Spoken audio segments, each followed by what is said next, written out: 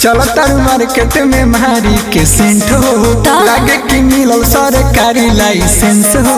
ऐसा काहे कहता रहो ए हो बोला। चलो तारू मार्केट में मारी के सेंट हो लागे कि मिलल सरकारी लाइसेंस हो।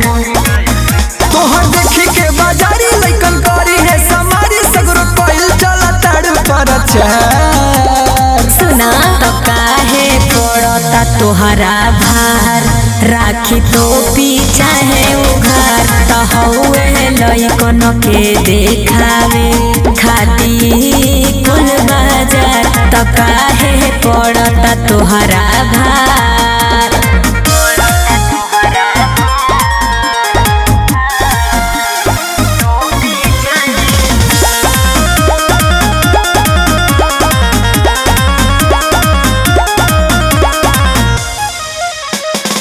लइकन कुकुर में नहीं होला बेसी फरक हो तो बड़ी लड़की अधूरा चीज बार दी है टरच हो।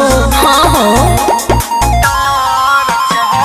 सब लइकन से तू तो लागताड़ हट के हो चाहताड़ हमारा संगे मजा लिहल सट के हो।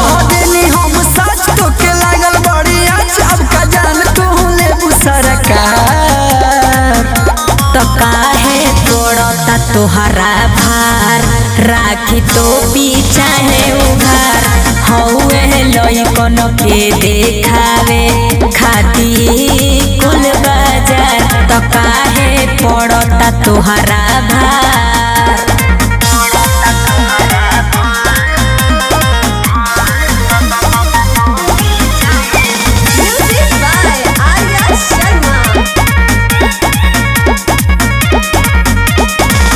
पड़ जइबू जहिया तू आजाद के चपेट में देखिए ना चल तारू कवना मार्केट में हो। धमकी का देता आनंद सुधीर जस गईले धुरंधर हो देखही में लागताड़ सकल से बंद रहो। बोला तारू गोरी अंकित कदी बोला जोरी हमसे बनाना तू ज्यादा होशियार।